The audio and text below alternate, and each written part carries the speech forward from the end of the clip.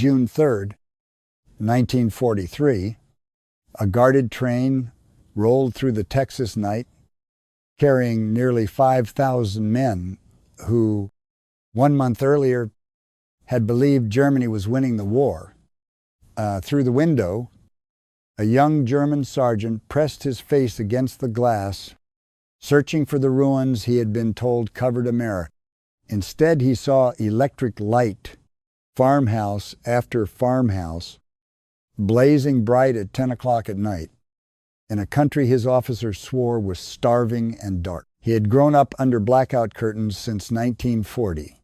He had eaten quarter rations in the Tunisian desert. He had surrendered 5 weeks before, one of 275,000 men handed over when the Afrika Korps collapsed. Now he was a prisoner, riding in a cushioned passenger car, fed better than he had been fed as a soldier, and staring at a nation his own propaganda had called weak, divided, and finished. He did not yet know it. But the war his government had told him about was already over. What replaced it, over the next 3 years, inside American prison camps, I would break something in him far more permanent than any battlefield defeat ever could. Before we begin, I hope you're having a good day. How old are you? And where are you watching from? Gefreiter Erich Baumann was 24 years old on the morning the war ended for him. Though he would not understand that fact, for another 2 years, he lay in a slit trench outside Tunis, his mouth full of sand, listening to a silence that felt more dangerous than any artillery barrage he had survived since the desert campaign began. His hands would not stop shaking, not from cold, since the Tunisian sun had already begun baking the sand by mid-morning, but from 3 days without real sleep and 2 without a proper meal. The Afrika Korps had been fighting for its life for weeks, retreating along the Cape Bon Peninsula with no fuel, no ammunition resupply, and no answer to the endless columns of British and American armor pressing in from every direction. Erich had joined the Wehrmacht at 19, a baker's son from a small town outside Stuttgart, and he had believed, with the total conviction of a young man raised entirely inside Nazi Germany, that his nation could not lose. He had been told America was a mongrel country, soft and quarrelsome, incapable of sustained war. He had been told its factories were crippled by strikes, its people divided by race and money, its army a joke dressed in khaki. On the morning of May 13th, 1943, all of that collapsed in the space of a single order. General Jürgen von Arnim, who had taken command after Rommel's departure months earlier, signed the surrender of Army Group Africa. Somewhere between 250,000 and 275,000 German and Italian soldiers laid down their weapons that week, the largest capitulation the Wehrmacht had suffered since the war began. Erich remembered the sound most of all, not gunfire, but the clatter of rifles hitting the ground, one after another, up and down the line, until the desert went quiet in a way that felt obscene after 3 years of noise. Men around him wept openly, some from relief, some from a shame they could not yet name, and a few simply stood staring at their own empty hands as if they no longer recognized them. He expected to be shot. He had heard the stories, the ones every German soldier carried in the back of his mind, about what happened to prisoners on the Eastern Front, about reprisals, about hunger and cold and disappearance.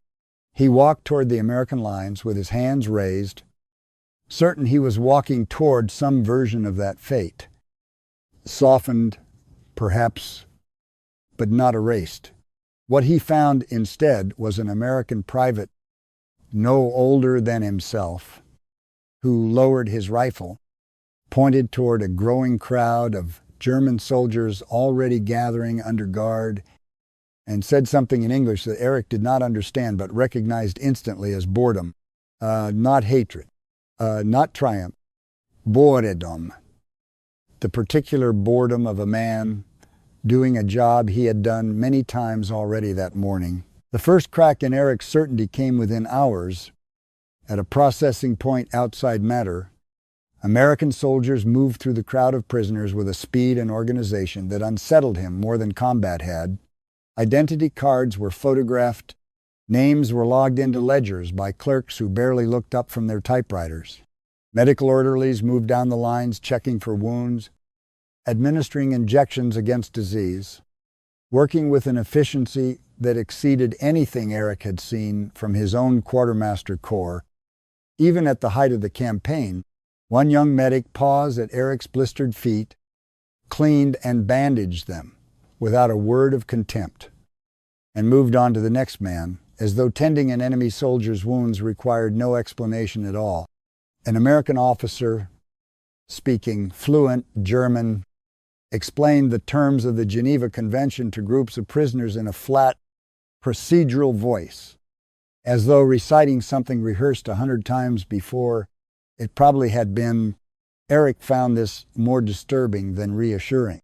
His entire understanding of America rested on the idea of chaos, of a nation too fractured to organize anything larger than a baseball game. The machine processing him into captivity ran with the precision of a factory line, and it did not stop or slow or falter, no matter how many thousands of men passed through it that week. Then came the food at a holding camp near the port of Oran, Algeria, where 30,000 prisoners waited for transport ships. Eric received his first American ration, white bread, softer and whiter than anything he had eaten since before the war, real coffee, not the roasted acorn substitute the Wehrmacht had been drinking for 2 years. Meat, an actual portion of meat, served twice in a single day. He turned the bread over in his hands before eating it. Certain there was some trick in it, some catch he had not yet discovered. There was none. He had eaten better in 6 hours as a prisoner than he had in the final 6 months as a soldier defending the Reich. A corporal beside him, a former mechanic from Cologne, refused to believe it was ordinary food. He insisted loudly enough for others to hear that the Americans were staging a display for propaganda purposes, feeding prisoners a feast so they would return home and spread lies about American abundance. An American guard, overhearing the argument through a translator, only shrugged. "This is the regular ration." He said, "Nothing special." Eric watched the mechanic's face and recognized something there that he would see many more times over the following year. The particular panic of a man watching his entire worldview fail to survive contact with reality. Not every prisoner reacted the same way. And this was the first thread of a conflict that would follow Eric through the rest of his captivity. Among the men held at Oran was a fanatically loyal non-commissioned officer named Feldwebel, Kurt Lehman, a party member since 1937, who began organizing informal discipline among the prisoners almost immediately. Lehman insisted that talk of American wealth was defeatist poison, dangerous to morale, and he made it clear, quietly but unmistakably, that men who repeated such talk too loudly would answer for it once they reached a permanent camp. Where guards could not watch every conversation, Eric did not consider himself defeatist. He considered himself observant and increasingly frightened by what he was observing, and he began, without fully deciding to, keeping his growing doubts to himself during daylight hours. The 2-week voyage across the Atlantic deepened the fracture. Eric's group boarded a Liberty ship, returning empty from delivering war supplies to North Africa, one of the workhorse vessels that had become, without any prisoner, yet understanding it, a symbol of the very industrial capacity Nazi propaganda insisted did not exist. Standing below decks, among hundreds of other prisoners, Eric pressed a hand against the riveted steel hull and tried to imagine how many such ships existed How many yards were building them? How many men and women were welding seams like the one beneath his palm at that very hour? He learned from a talkative young sailor, using broken German mixed with hand gestures, that ships exactly like this one were being built along the American coastline at a rate of nearly 3 per day at the height of production. And that one yard in California had built a single ship in just 4 days, 15 hours, and 29 minutes, a demonstration record meant to prove that America could build faster than U-boats could sink. Eric did not know whether to believe this. Later, staring up at the ship's towering gray flank from the dock, he decided it did not matter whether every detail was exact. The ship existed. It had crossed an ocean already. It would cross it again. It was one of thousands. What broke him further was the waste. American sailors threw away food scraps daily in quantities that would have fed his entire platoon for a week during the final desert fighting. Half-eaten cuts of meat, bread gone stale after only a day, milk poured out because it had simply sat too long in the heat. Nobody apologized for it, and nobody seemed to notice it as remarkable. To the sailors, it was simply what leftover food looked like at the end of a meal. To Erich, raised on strict rationing since childhood, taught to scrape every crumb from a plate and save every fat drippings for later, it looked like evidence of a wealth so total that scarcity itself had become a foreign concept, something read about in old stories rather than lived through. By the time the ship approached the American coast in early June, Eric had stopped arguing with Lehman and the other loyalists, not because he agreed with them, but because he had learned it was safer to stay silent in front of them. He kept his growing doubts. In a small notebook he hid inside his boot, writing only a few lines at a time. In case of inspection, the Americans must be showing us their best face, he wrote one night, and then crossed it out, because even as he wrote it, he no longer believed it. He lay awake that night listening to the engines beneath him, steady and enormous, and wondered how a nation his officers had called weak could build something so relentless. He did not yet know the name of the port waiting for him, or the state, or the small Texas town called Mexia, where a train would carry him toward a prison camp built to hold nearly 5,000 men just like him. He did not know that the sight of that town's electric lights, glowing across the plains at 10 o'clock at night, while blackout curtains still darkened every window back home, would strike him harder than any battle he had survived. He only knew, standing at the rail as the American coastline came into view, gray and vast and edged with cranes, he could not yet count, that whatever waited for him on that shore was going to demand an answer to a question he had never once been permitted to ask in 3 years of war. What if everything he had been told about the enemy was a lie? The ship carrying Erich Baumann and several thousand other prisoners from the Africa Corps landed on the eastern coast of the United States in the final days of May, 1943. From the deck, he watched the port sprawl outward for what seemed like miles, cranes lifting and lowering cargo in a continuous rhythm, dozens of vessels loading and unloading at once. He tried to count the ships and gave up somewhere past 30.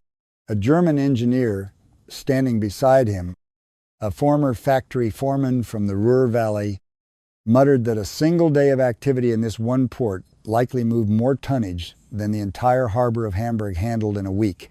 Eric did not know if the comparison was exact, but he no longer doubted that it was close to true. He noticed, to the calm of the men working the docks, sailors and longshoremen moving through their tasks without the tension he had grown used to seeing on the faces of German rail workers during the war's later years. Men who flinched at the sound of aircraft engines, even when the planes overhead were their own. Nothing here suggested a nation bracing for attack. The dock workers argued over lunch breaks and a radio broadcast of a baseball game, their voices carrying across the water. Think of men who expected to be arguing about the same trivial things again tomorrow. The prisoners were marched off the ship in columns, and along the route to the waiting trains, they passed a parking lot filled with ordinary automobiles, hundreds of them, belonging not to officers or officials but to dock workers, reporting for an ordinary shift. In Germany, a private automobile remained a luxury reserved for the wealthy and the party faithful. The people's car, promised to every German family since 1934, had produced fewer than 1,000 vehicles for civilian use in nearly a decade. Here, men who unloaded crates for a living drove themselves to work in their own cars and left them baking in an open lot without a second thought. Eric counted the rows twice, certain he had miscounted the first time and had not. Then came the trains, and this was the detail that would stay with Eric longest. He had crossed occupied Europe twice in freight wagons built for 40 men or 8 horses, packed shoulder to shoulder in the dark. The smell of unwashed bodies and diesel thick enough to taste. What waited on the tracks outside the port was a line of full passenger coaches, padded seats that folded down into sleeping berths, dining cars laid with tablecloths, observation windows that framed the passing country like a photograph. An American sergeant walked the length of Eric's car, apologizing through a translator that the cooling system was not working properly in the summer heat.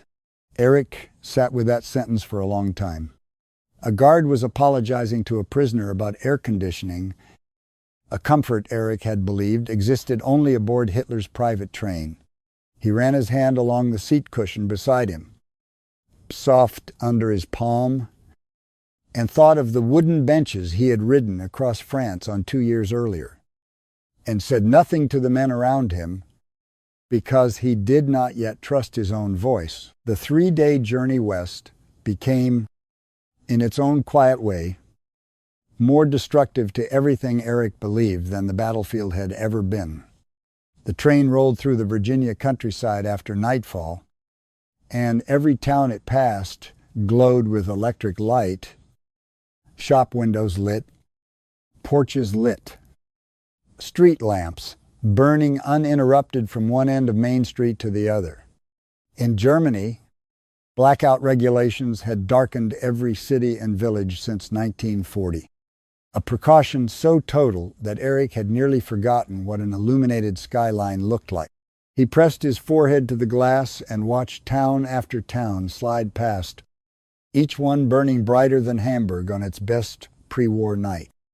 And none of it staged for his benefit. None of it arranged for propaganda. It was simply a Tuesday evening in America. Somewhere near midnight, he counted 11 towns before he lost track. And in every one of them, ordinary houses burned lights in 2, sometimes 3 rooms at once. An extravagance that back home would have drawn a visit from the local air warden within minutes. Feldwebel Kurt Lehmann sat 2 rows back, and when a younger prisoner said aloud what everyone was thinking, that perhaps the propaganda officers back home had been wrong, Lehmann answered sharply that the guards had likely rerouted the train through the wealthiest towns in the region, specifically to break their morale. It was a clever lie, he said, and clever lies deserve contempt, not belief. Eric said nothing, but he began to notice how often Lehmann needed an explanation for what his own eyes were showing him, and how thin those explanations had become. Georg Weiss, sitting across the aisle, caught Eric's eye once during one of these exchanges and said nothing either, though something in his expression suggested he had already stopped needing explanations of his own. Further west, the train slowed through a rail yard for water and coal, and Eric watched American workers perform in perhaps 30 minutes a resupply operation that would have taken his own quartermasters 2 hours or more. Automatic loaders moved coal without a single man lifting a shovel. Electric pumps filled the boiler tanks. The rail workers themselves wore leather boots that would have cost a German laborer 2 months of wages, and they drank bottled soda and discarded the empties into a bin without a thought for their value. A casualness that struck the prisoners as almost obscene, given what such bottles would have meant back home. One worker, noticing the prisoners watching through the windows, held up a half-finished bottle and offered it toward the glass with a grin. Not mockery. Closer to the gesture of a man sharing a joke with strangers he did not consider a threat. Eric also noticed that same afternoon a group of women loading crates onto a delivery truck beside the depot, moving with the same brisk competence as the men around them. In Germany, women had been pressed into war work reluctantly and only under increasing shortage of labor, and always with an undertone of apology in official announcements, as though the arrangement embarrassed the state. Here, nobody apologized for anything. The women worked, were paid, and went home, and the world did not seem to consider it remarkable in the slightest. Crossing into Tennessee, the train passed a stretch of riverside industry that even the skeptics on board could not easily dismiss. Massive electric furnaces glowed along the water, part of an aluminum processing complex that alone, according to a guard who answered questions freely, consumed more electricity in an hour than most German cities used in a full day. A little further on, new factory buildings rose from what had been open farmland only 2 years earlier, employing thousands of workers to produce synthetic rubber at a scale that dwarfed anything German chemists had achieved, despite having invented the process first. Oberleutnant Klaus Hoffmann, a trained chemist traveling in the same car, recognized the distillation columns and catalytic units through the window and went quiet for the rest of the afternoon. The particular quiet of a specialist who understands exactly what he is looking at and does not like the answer. When Eric finally asked him what troubled him so deeply, Hoffman only said that the entire complex had not existed when the war began, and now it existed 4 times over, and Germany had built nothing like it once. Outside Detroit, visible from the tracks for what felt like an impossible distance, stood a single aircraft factory larger than any industrial site Eric had ever seen in Europe. A young Luftwaffe pilot in the next compartment, shot down over Tunisia weeks earlier, counted 17 half-finished bombers on the field before the train moved out of sight, and said quietly that he had been told American aircraft were rushed and poorly built. What he had just seen, he admitted, did not look rushed. It looked relentless. He kept his eyes on the window long after the plant had vanished behind them, as though hoping it might reappear and prove itself a trick of the light. Erich tried that night to write down everything he had seen since Norfolk, filling 3 pages of his hidden notebook with a list that read less like observations and more like a confession. Electric towns, aluminum furnaces the size of cathedrals, an aircraft factory visible from a moving train for the better part of 10 minutes.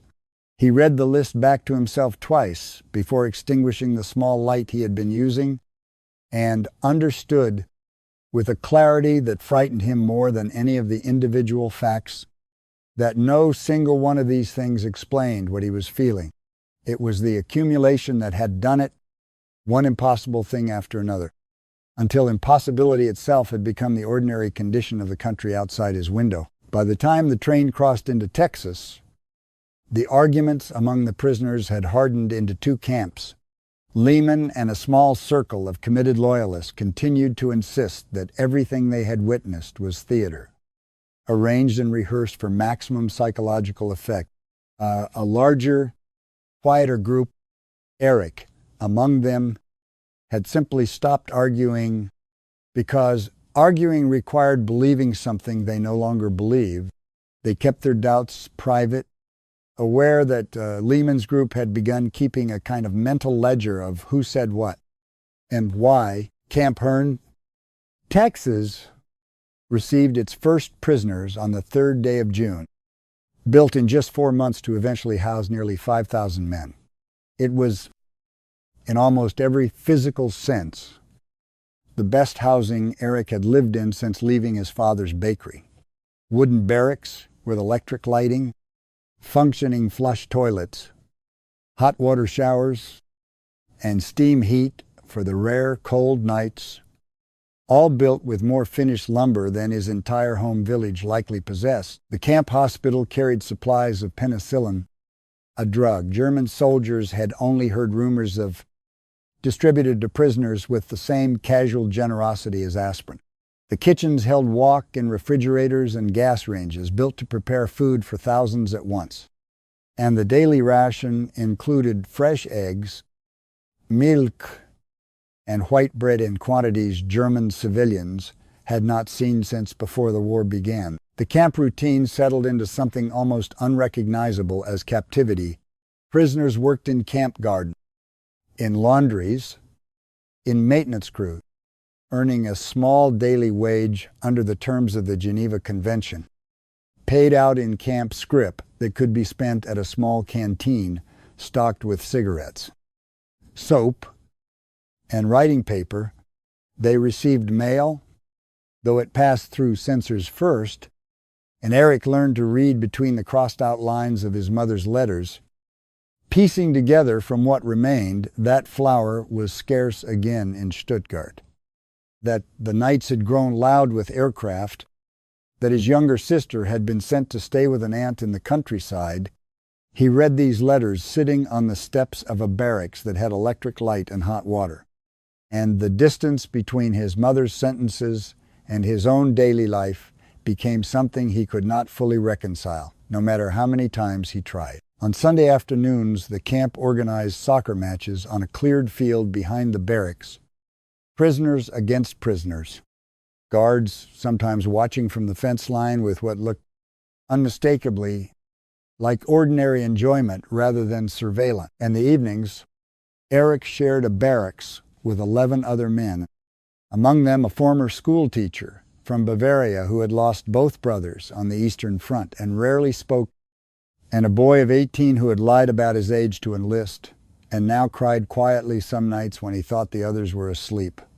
Eric learned to let the boy cry without comment, understanding that comfort offered too directly would only shame him further. The barracks had a small stove that none of them needed in the mild Texas winter and a radio. The guards allowed them to keep tuned to a single approved station, and on quiet nights the men took turns describing in exhausting detail meals their mothers used to cook, as though naming the dishes aloud might somehow bring them closer. American camp authorities had by the autumn of 1943 established a formal re-education effort run through a unit known as the Special Projects Division. Its centerpiece was a German-language newspaper called Der Ruf, The Call, edited by anti-Nazi prisoners and printed at a camp in Rhode Island before being distributed to more than 100 camps across the country. Camp Hearn among them, copies began circulating quietly through the barracks, carrying essays on constitutional government, on economics, on the shape a post-war Germany might take. Eric read his first copy by lamplight, careful to fold it inside a shirt when footsteps passed near his bunk, his heart moving faster than the words on the page seemed to justify. Lehman's response to Der Ruf was immediate and furious. He called it filth, a tool of the same propaganda machine that had rerouted their train through wealthy towns, and he made it known in the particular quiet way he had of making things known that men caught reading it too openly would be remembered. Threats like his were not idle in camps, such as Hearn. Across the American prisoner of war system that year, hardline Nazi non-commissioned officers had begun enforcing loyalty through intimidation and, in a small number of documented cases at other camps, through violence against men suspected of disloyalty. Guards were aware of the danger and watched for it. But they could not be present in every barracks at every hour, and prisoners understood that whatever protection the Geneva Convention offered against Americans It offered nothing against men who had once served beside them. One night, Lehman and two of his circle cornered Georg Weiss behind the laundry building, and though nothing was said that a guard walking the perimeter could have reported, Weiss returned to the barracks pale and silent and did not touch der Roof again in the open for several weeks. Erich began keeping his reading to the daylight hour, in the open, where witnesses made Lehman's threats harder to act on. He told himself this was caution, not cowardice, though some nights he was not entirely sure of the difference. He and Weiss began attending an informal discussion group organized by an American chaplain twice a week, held in the corner of the mess hall under the pretense of a hymn study. Though the conversation rarely stayed on scripture for long, it was Weiss who first said aloud, in that mess hall, that the Americans were not lying about anything, that the trouble was never propaganda. The trouble was that everything they had been told in Germany was propaganda, and it had simply taken an ocean crossing and a train through Tennessee to prove it. Autumn brought Erich his first assignment to outside labor, part of a program that sent prisoners to farms and processing plants across the region to fill a labor shortage caused by young American men serving overseas. At a cotton gin outside Houston, he watched a single machine, powered by the rural electric lines that had reached most of the farms in that part of Texas, by then process more raw cotton in an hour than his own village could have managed in a month using hand labor. The farmer who owned the gin was, by his own plain description, nobody important, not nobility, not a party official, simply a man who owned land. Yet he had electricity, running water, a truck, and a car, comforts that in Germany marked a family as prosperous beyond ordinary means. The farmer's teenage son drove the delivery truck to the gin each morning, and when Erich, through a guard who translated, asked how old the boy was to be trusted with such a vehicle, the farmer only laughed and said every boy his age drove, that it was nothing special at all. He returned from these labor details each evening with dust on his boots and a growing unease he could not fully name, an unease that had nothing to do with fear and everything to do with arithmetic. Every farm he passed told the same story in different words. More land, more machinery, more casual comfort than seemed possible for people who considered themselves ordinary. He began, without meaning to, comparing every American farmhouse to his own family's small rented rooms above the bakery, and the comparison never once favored home. Winter brought Christmas, and with it, the moment that did more damage to Erich's remaining loyalties than any factory or freight yard had managed. American charitable organizations and local churches sent hundreds of thousands of Christmas packages to German prisoners of war that December, men who had been trying to kill American soldiers only months before. Camp regulations limited direct contact, but a choir from a Methodist church in the town outside camp was permitted to sing carols in German near the fence line, and women from the same town sent in trays of homemade cookies through the camp chaplain. Erich stood at the edge of the barracks yard listening to voices he did not know, singing a hymn he had learned as a child, sung by people whose sons and husbands were, at that very hour, fighting men who looked exactly like him on battlefields across Europe and the Pacific. He found himself mouthing the words along with them before he realized he had started. Georg Weiss stood beside him and said quietly that only a people entirely certain of their own strength could afford this kind of mercy toward an enemy. Lehmann, some distance away, refused to listen to the singing at all and walked back inside the barracks alone. And for the first time since Tunisia, no one followed him.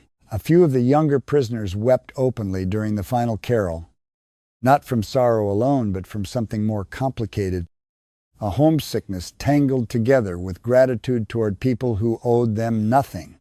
Erich did not weep, but he found himself unable to look directly at the choir director. an older woman in a plain wool coat who smiled toward the fence line as though the men behind it were simply neighbors she had not yet properly met. The Christmas meal itself was, in Eric's later recollection, the single strangest afternoon of his captivity. Turkey, ham, mashed potatoes, gravy, vegetables, pie, food in a combination and quantity Germany had not seen since before the First War. A generation earlier, prisoners ate until they were uncomfortable, unable to fully process that such a meal was being given without irony or condition. To men still legally classified as the enemy, Aguard asked whether this was a special occasion arranged for the prisoners, said simply that it was an ordinary American Christmas dinner, the same meal being eaten in farmhouses across the entire country that day. Eric thought of the blackout curtains at home, of his mother rationing flour by the spoonful, and said nothing at all. That night, lying awake long after the barracks had gone quiet, he thought of the Methodist choir's voices still echoing in his memory and could not decide which image pained him more, his mother's ration line or the choir director's smile. He wrote in his notebook only a single line that night. Shorter than anything he had written before, "They fear nothing." He wrote, "And we feared everything, and perhaps that was the whole war." Decided before either side fired a shot. By the spring of 1944, Eric had enrolled quietly and without telling Lehman in one of the camp's English classes, taught by a retired school teacher from a nearby town who volunteered 2 evenings a week. He was not alone. Enrollment in educational programs across the American camp system that year climbed into the tens of thousands, men studying English, mathematics, history, even correspondence courses offered through American universities. Eric told himself he was learning the language only to understand his captors better. He did not yet admit, even to the hidden notebook in his boot, that he had begun to wonder what kind of country he might want to see again after the war. Once the war finally, however it ended, let him go. Georg Weiss enrolled beside him, and the two of them practiced their English at every opportunity, trading simple sentences back and forth across the barracks in the evening until the schoolteacher from Bavaria complained, not unkindly, that he could no longer hear his own thoughts over their stumbling grammar. Weiss picked up the language faster, a fact he attributed, half joking, to having had less certainty to unlearn in the first place. Some nights, lying in his bunk after the lamps had been lowered, Eric found himself doing the arithmetic Georg Weiss had first spoken aloud in the mess hall, turning it over the way his father used to turn over the bakery's monthly accounts.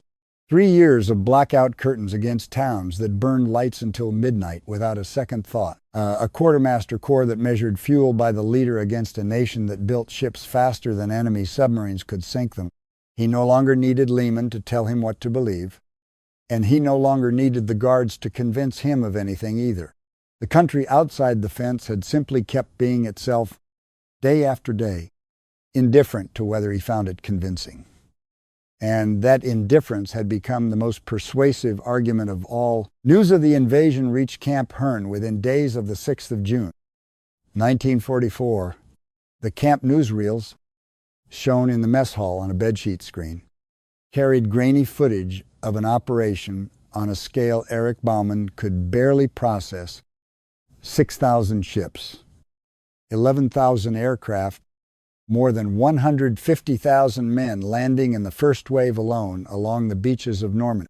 He sat in the dark watching convoy after convoy unload onto open sand, watching artificial harbors assembled piece by piece. In open water, watching a logistics operation that delivered 15,000 tons of supply a day across beaches that had no ports at all. Around him, men who had spent a year insisting that America's wealth was a trick of propaganda sat in silence.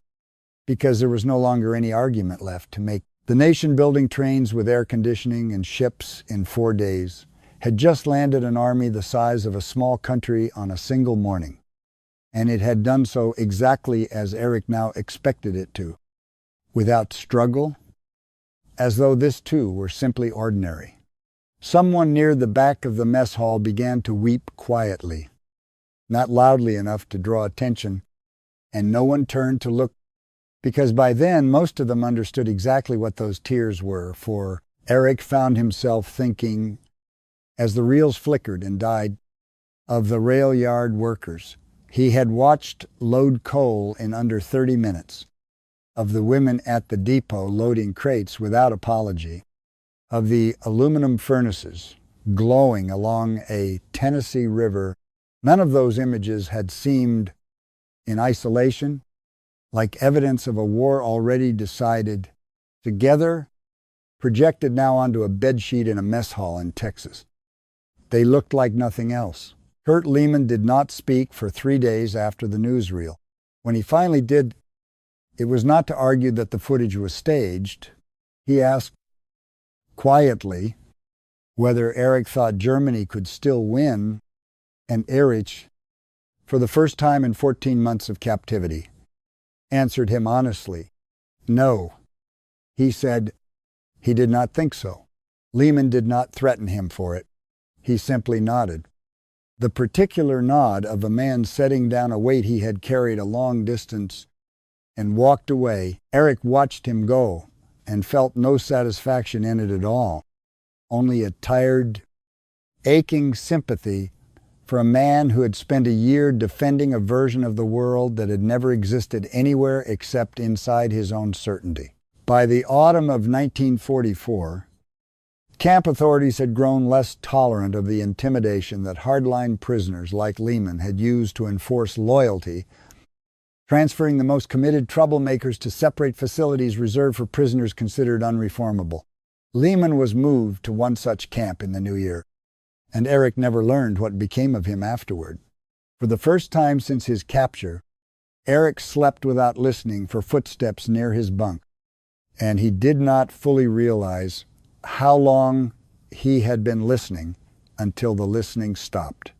Georg Weiss remained, and the two of them, along with a growing circle of prisoners, spent the winter of 1944 deep in the camp's education programs, Eric improving his English steadily enough to read American newspapers without translation, working through articles that argued with each other in ways no German paper had been permitted to do since 1933. He found the disagreement itself remarkable. A free press that criticized its own government, its own army, its own president, and remained standing regardless, was a concept the Reich's propaganda had never once allowed him to imagine as a strength rather than a weakness. He began writing short essays of his own for the camp discussion group, clumsy at first, in his second language, describing what a bakery run on fair wages and open books might look like, and finding, to his quiet surprise, that Georg Weiss and several others wanted to read them. One evening, the discussion group's chaplain asked whether any of them intended to seek work in agriculture or trade once they returned home. And for the first time in the 2 years since Tunisia, Eric answered a question about his future without picturing the war still being fought somewhere behind it. April of 1945 brought the collapse of whatever remained. As American forces advanced into Germany, they liberated the concentration camps, and within weeks, footage and photographs from those liberations reached the prisoner of war camps across America, shown deliberately to German captives as part of the re-education program. Eric watched the footage twice, the second time, because he could not make himself believe the first viewing had been real. Some prisoners in the mess hall shouted that it was fabrication, staged exactly like the Normandy footage had supposedly been staged. But the accumulation of evidence in the weeks that followed, soldier testimony, photographs from multiple liberated sites, eventually letters smuggled through from relatives in Germany confirming what could no longer be denied. closed off that last avenue of denial. For all but the most committed believers, Eric sat outside long after the mess hall had emptied that night, staring at the same electric lights he had once found miraculous, and found he could no longer separate the wonder of that first night in Texas from the horror now sitting beside it.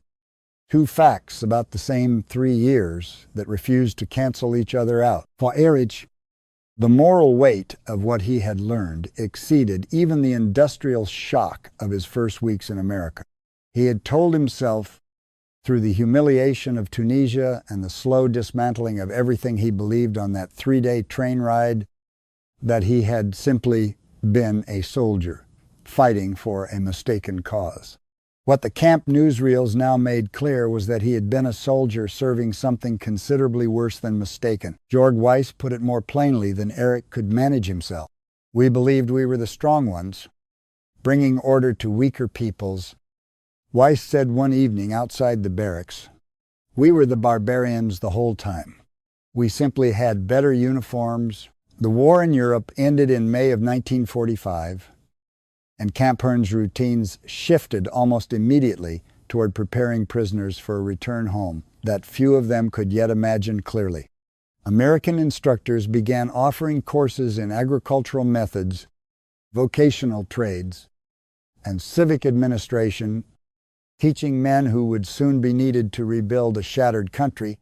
Eric attended every course available to him, filling the same hidden notebook that had once carried only fearful, half-erased doubts with notes on crop rotation, on cooperative farming structures, on the basic mechanics of a constitutional government answerable to courts rather than a single leader. He no longer hid the notebook inside his boot. There was no one left in his barracks who cared enough to threaten him for it. Between 1945 and 1946, 371,683 German prisoners of war were repatriated from camps across the United States. Erich Baumann, among the final groups to depart from Texas in the early months of 1946, the ship home carried none of the shame he had expected to feel boarding a vessel bound for the country he had once fought to expand. It carried something closer to grief, and beneath the grief, an unfamiliar, cautious hope. He spent much of the crossing at the rail, watching the American coastline recede the same way it had appeared to him nearly 3 years earlier, and found that the fear he had carried on the way in had been replaced by something closer to gratitude. Complicated and unwelcome as that feeling was for a man about to set foot again in a defeated country, Germany, when he finally reached it, bore no resemblance to the country he had left behind 3 years earlier. Stuttgart lay partly in ruins, his father's bakery gone entirely. The ovens collapsed under a roof that had fallen during a bombing raid the previous winter. His mother had survived, thinner than he remembered, living in 2 rooms of a neighbor's half-standing house. His sister had come home from the countryside safely, though she flinched now at loud noises in a way she never had before the war. Neighbors told him, in fragments over the following weeks, of nights spent in cellars while the sirens ran for hours at a time, of children who no longer startled at the sound because they had grown up knowing no other sound to compare it to. He listened to these accounts the way he had once listened, to talk of American abundance, unable at first to reconcile the scale of it with anything he had personally witnessed, until the ruins around him made the reconciliation unavoidable. Eric stood in the rubble of the street where he had grown up and thought of the small Texas town called Mexia, its porch lights burning uninterrupted into the night, and understood more completely than any lecture in any camp classroom had managed to teach him the precise size of the gap between the nation he had been told he belonged to and the nation that had actually built the modern world. He did not become a diplomat or a statesman, as a small number of former prisoners of war would in the years that followed, men like Rüdiger von Wechsma, who had also spent part of the war as an American captive and who would go on a decade later to represent a new democratic Germany at the United Nations. Erich Baumann rebuilt his father's bakery instead. Using cooperative purchasing methods he had first read about in a mimeographed handout at Camp Hearn, and he taught his own children in the years that followed that the most dangerous lie a government could tell its people was not about the strength of its enemies, but about the weakness of them. He kept the notebook from his boot for the rest of his life, its pages soft and cracked, and read from it occasionally to his grandchildren, who found it difficult to believe that their grandfather had once thought a nation of electric lights and overflowing kitchens was something to be pitied rather than feared. He had arrived in America a prisoner of a war he believed his country could still win. He left it.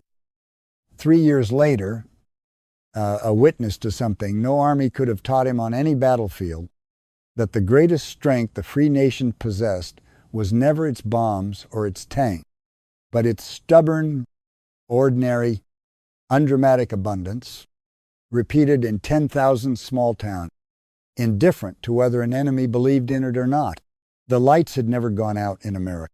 Not once in 3 years of watching. Erich Baumann had simply been the one who finally stopped waiting for them to